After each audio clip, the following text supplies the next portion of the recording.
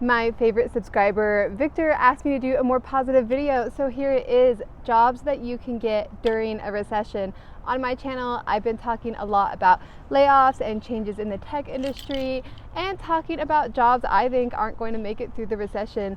Jobs like that include product management, UX, and possibly front-end engineering. But what jobs are going to do well as all of these companies are laying off and going out of business? Well, I'm going to cover that in this video. Sorry, my eyes are squinting. I got sunscreen in my eye, but we will handle it together. First, if you actually look at technology and where things are going, how things have changed, that's how you can find out where to find recession-proof jobs. Now, over the past 10 years, there's been a huge boom in e-commerce. Even 20 years, there's been a huge boom of people making personal websites trying to sell products or services. And you probably know someone that has a consulting company that they do graphic design work for employers or for companies. Maybe they built a website or a shopping platform. That's been something going on for like 20 or 30 years and something that has become a saturated field. It seems like it's not that hard to go on to Upwork anymore and find someone qualified enough to do the job. So also, part of the reason I think these product and UX jobs are going to fall out of favor, well, a lot of people, you get a job at a startup company, you're working with these engineers who make crazy money, and a lot of people want to be treated fairly as these engineers.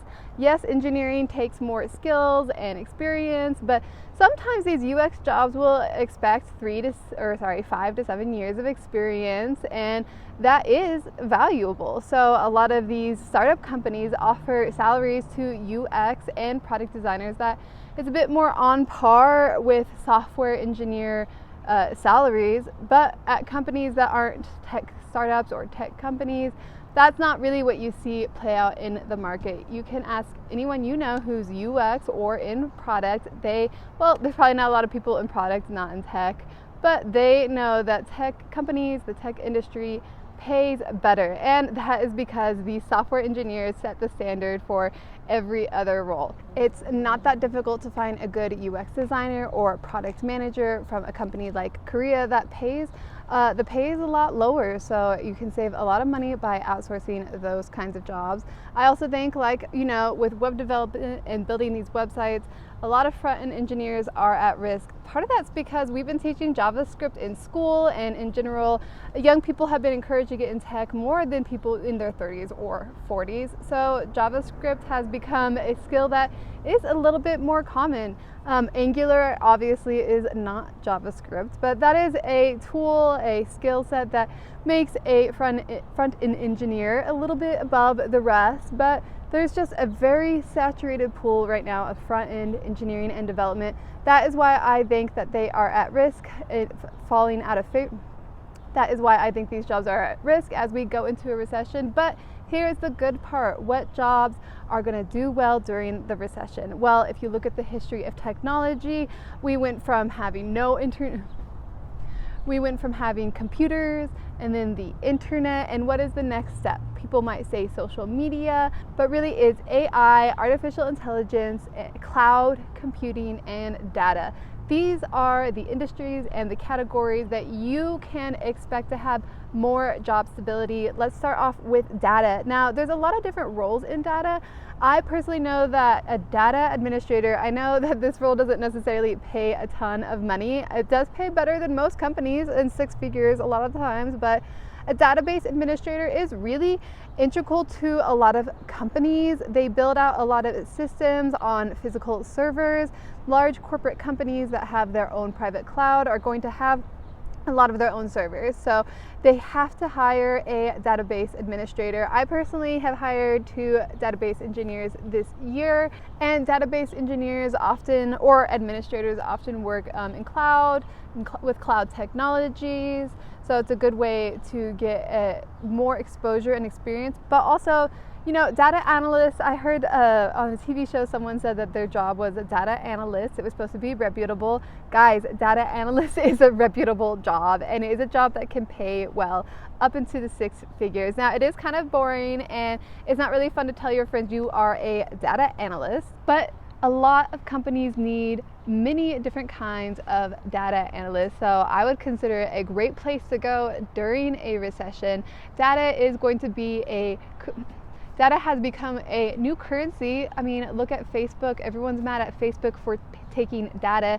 So that data must have some sort of value if everyone is upset that Facebook is taking it. So data is a new currency. Being a data analyst is like being an accountant back in the day. You're looking at financials and trying to find the best path. So definitely recommend data analyst work as well as data engineering. Now that is a bit more sophisticated. Now that is a bit more of a serious job, but data engineers have so much career opportunity. It's insane. If you really have that specific experience, I would say a lot of DBAs, database engineers, of course they want to go into data engineering, it pays better, but a lot of database engineers and administrators have a hardware background. If you want to get into data engineering, you got to learn how to code. You have to be a developer, data developer, so that would be Python or Java. I would definitely make sure that you at least know shell script, but data engineering is a great place to find a lot of opportunity and definitely recession proof as we move forward with the new economy. And another category I think is definitely going to do well during the recession is the cloud industry, and no one should be too shocked by that. That is how Amazon makes most of their money, is hosting cloud, is their AWS cloud proprietary system. Google has their own cloud as well as Cisco. So cloud engineering obviously has a lot of money flowing through it. And as we move forward further away from hardware focused technology to the cloud digital environment, you can expect cloud jobs to become more popular. Jobs in the cloud industry include cloud engineer, but also the DevOps area and software development. There are a few entry-level jobs in the cloud space. Most of the time you see people from DBA roles going into cloud, or people who have some sort of administrator role. Sometimes people in QA can pivot into cloud, especially if they work closely with other cloud engineers.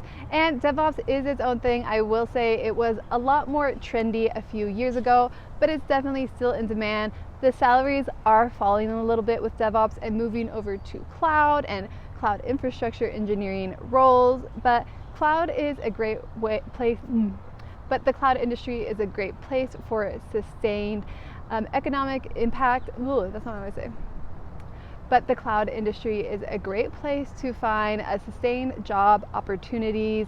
There is going to be more and more demand in the cloud space as more companies choose to build their own private cloud system instead of relying on these expensive AWS systems with the crazy AWS bills. I've seen some hilarious memes about that, but companies are tired of paying all that, so eventually they're going to build out their own private cloud. A private cloud is built out with a ton of servers, so they need database people, data people, cloud people, people who know how to deploy things onto the cloud. If you are a regular full stack engineer now and you are concerned about your job moving forward, consider learning how to deploy your own code to the cloud. Consider getting into CI/CD. If you already do have that CI/CD experience, well, you probably are more secure in your job than you think, and you don't necessarily need to look for recession-proof jobs right now. But the third category I would say has a lot of sustained opportunity in the future, although it might be exclusive. It would be the AI, artificial intelligence, and a virtual reality space. Now, caveat, I will say this is a new emerging space, so not a lot of people are going to be able to get their foot in the door. But if you are someone who is extremely interested in this space and starting your career, maybe you have an opportunity to pivot into that space, well, then this advice would be for you. The AI industry is the evolution of the data role. I see a lot of people who have a data background go into an artificial intelligence role. You have all this data and it's analyzed, but what to do after the data is analyzed? Well, that is what the machine learning engineer does. They build out systems that reads the data more dynamically or creates new data from the existing data. An example would be, there's a company called Invitae. I think they are great. They gather medical info from people across the US and look for themes in sicknesses using machine learning technology. So they have all this medical data and they use their machine learning technology to find patterns to better predict illnesses for other people. But you know, moving forward, it seems like a really obvious market that is going to be growing. And so in a recession, it will have some amount of stability. I also personally see a lot on the market that these machine learning or AI engineers typically have really short job tenures, sometimes 3 to 6 months. That might be because the startup sucked, or they weren't necessarily needed on the team, or they're just not a good engineer candidate. I don't know what it is, but I just see a ton of machine learning engineers who have short tenures, like successive short tenures, a lot of the time successive short tenures under a year. So there would be a lot of opportunity in this space for new engineers or candidates to come in that have better job tenures and just kind of act more conservative and old school in the job environment. That creates a lot of job security just because of the nature of the other candidates. You don't have to try that hard to be a better candidate than them because they're kind of job hoppers. As for the VR space, I would expect moving forward that some companies will still be developing that technology or those devices, but obviously as the consumer has less discretionary spending, they will be investing less in VR. So VR, if you kind of have an opportunity to go in there, go for it. But if you are starting your career, you aspirationally want to become a VR engineer, I would say let's go AI, machine learning, data, or cloud first.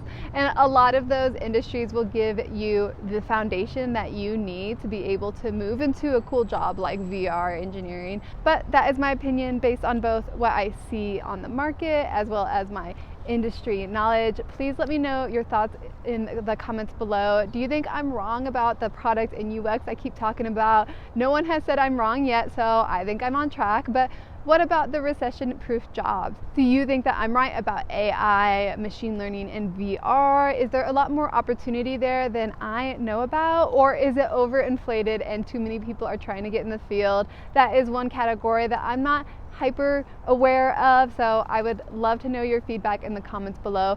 Thanks for watching my video. Please subscribe to my channel so you can see my next video as soon as it uploads, and I'll see you in the next one.